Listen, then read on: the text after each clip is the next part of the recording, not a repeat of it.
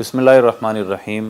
یہ دین اسلام ہی ہے کہ جس نے ایک انسان کی جمائی آنے پر اس کو منہ پہ ہاتھ رکھنے کا کہا، اس لیے کہ اس کا چند لمحے کے لیے بھی منفی تاثر کسی دوسرے کے سامنے پیش نہ ہو۔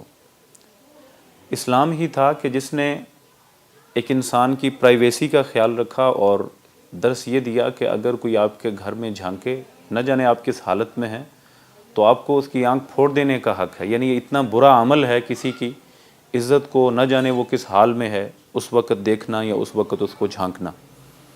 یہ اسلام ہی ہے کہ جس نے چھینک آنے پر، جو کہ ایک انسان کا ایک فطری عمل ہے، جو انسان کی صحت کے لیے ڈاکٹرز کہتے ہیں ضروری بھی ہے، وہ اگر کسی مجلس میں آ جاتی ہے تو مجلس میں بجائے معذرت خواہانہ رویہ رکھنے کے، اسلام کہتا ہے کہ الحمدللہ کہو، ایک دوسرے کو دعائیں دو، اور یہ دعائیں دینے کا عمل بجائے تنقیص کے اس چھینک پر ایک تحسین کا عمل بن جاتا ہے۔ اسلام ہے کہ جو نہ صرف زندگی میں بلکہ آپ دیکھ لیجئے کہ انسان کی موت کے بعد بھی بڑے احترام کے ساتھ اور بڑی تکریم کے ساتھ نہلانے، اس کو کفنانے اور دفنانے کا کہتا ہے، اور آخری حق کہا گیا اس عمل کو۔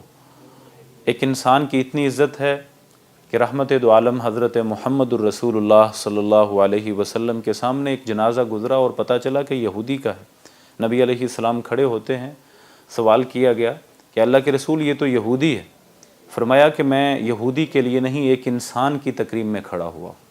یعنی اگر سمجھا جائے تو ابن آدم کی عزت کے لیے جناب محمد کھڑے ہوئے ہیں صلی اللہ علیہ وسلم۔ اسلام ایک انسان کو، اور پھر ایک حکم یہ بھی ہے کہ اگر آپ کے سامنے دشمن ہے اور آپ نے اس کو مار دیا ہے تو اس کے وجود کو کاٹیے نہیں، اس کا مسئلہ نہ کیجیے۔ یہ کہ چاہے وہ دشمن تھا، چاہے آپ کا یا آپ کے اللہ کا دشمن تھا، پھر بھی وہ انسان تھا، اس کی تکریم اس کا حق بنتا ہے۔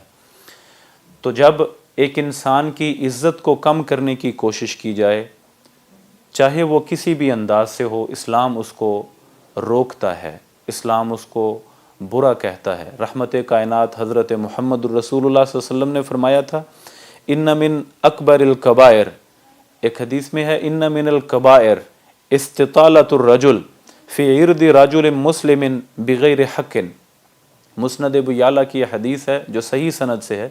نبی علیہ السلام نے فرمایا کہ یہ گناہ کہ کسی انسان کی عزت کو کم کرنا یا اس کو بے عزت کرنے کی معاشرے میں کوشش کرنا، یہ گناہ اکبر الکبائر میں سے ہے، بڑے بڑے گناہوں میں سے ہے۔ وہ گناہ جیسے شرک ہے، جیسے زنا ہے، جیسے چوری ہے، کسی ایک انسان کی عزت کو کم کرنے کی کوشش کرنا، ڈی ویلیو اور ڈیگریڈ کرنے کی کوشش کرنا، یہ اکبر الکبائر میں شامل۔